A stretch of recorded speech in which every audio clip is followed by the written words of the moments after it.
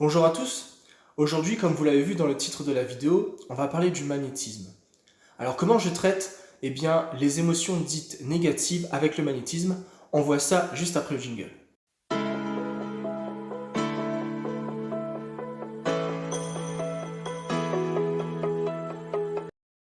Alors tout d'abord, il faut savoir qu'il existe deux types d'émotions.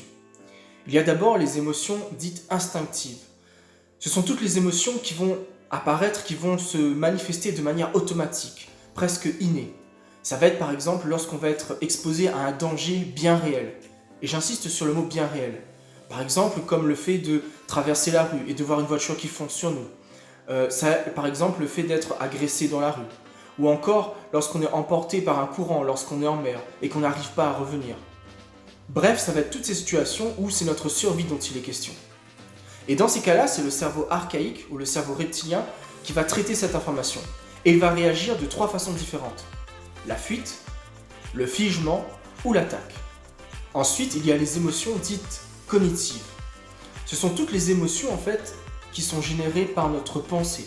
Quand je pense que je suis en danger, même quand je vois une souris ou un cafard. Quand je pense que je vais attraper une maladie.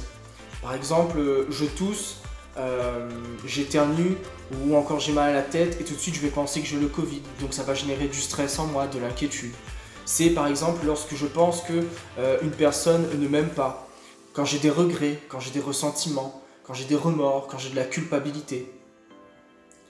Vous voyez bien que toutes ces pensées vont déclencher des émotions dites douloureuses ou négatives, comme la tristesse, la colère, la peur, également surtout la peur. Et tout ça va engendrer aussi tout un mélange de sentiments et de ressentiments. Un sentiment de culpabilité, un sentiment de honte, un sentiment d'infériorité. On va se sentir stressé, on va ressentir de l'anxiété, de la peur, de l'inquiétude. Bref, tout un tas d'émotions et de sentiments vont découler en fait des pensées qu'on va avoir. Et donc, la plupart du temps, en thérapie, ce que l'on va traiter, ce sont ces émotions dites cognitives. Pourquoi? Eh bien parce que ces émotions sont déclenchées par notre pensée. Et que la pensée, on peut agir dessus. On peut la transformer, on peut la faire évoluer, on peut la faire changer. C'est un choix et c'est une façon de penser. Et pour cela, il y a toute une panoplie de façons, de techniques qu'il existe pour pouvoir agir sur ces émotions cognitives. On peut par exemple utiliser la programmation neurolinguistique, la PNL, l'hypnose, mais on peut aussi utiliser le magnétisme. Alors comment je procède dans ces cas-là?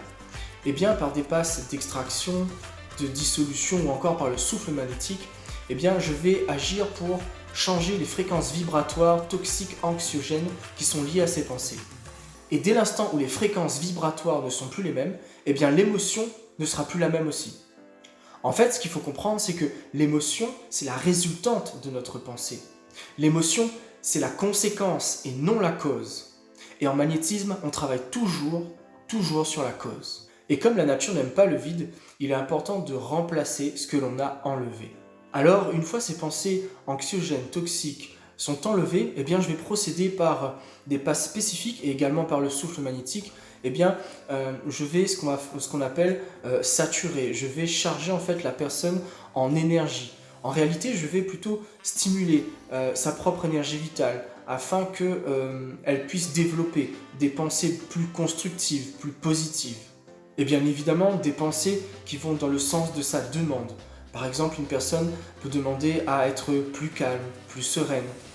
D'autres vont demander par exemple à avoir plus d'énergie, être plus motivé, avoir plus de confiance en elle. C'est pour ça qu'il est important de demander à la personne lors de l'entretien quel est son objectif, quel but elle veut atteindre. Voilà, j'en ai fini avec cette vidéo. J'espère qu'elle vous aura permis de mieux comprendre le travail qui est fait en magnétisme sur ce genre de problématique.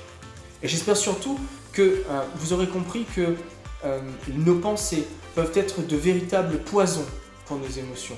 Ces émotions se manifestent physiologiquement dans le corps. C'est par exemple cette mâchoire serrée que l'on aura par rapport à de la colère ou de la frustration. C'est cette larme que l'on va avoir par colère ou par tristesse. C'est cette sensation de ventre noué qu'on va avoir à cause de la peur ou cette gorge serrée. Bref, ce qu'il faut retenir dans tout ça, c'est que nos pensées peuvent être de véritables poisons pour nos émotions. Alors si vous pensez que le magnétisme peut vous aider, si vous pensez qu'il peut vous apporter ce bien-être que vous recherchez, alors contactez-moi et on en discute. Comme d'habitude, si vous avez aimé la vidéo, pensez à mettre un petit pouce en l'air, à la commenter et à vous abonner. Je vous laisse, je vous embrasse, prenez soin de vous, prenez soin de vos proches, prenez ce qui est bon pour vous et juste bon pour vous. Ciao, bye.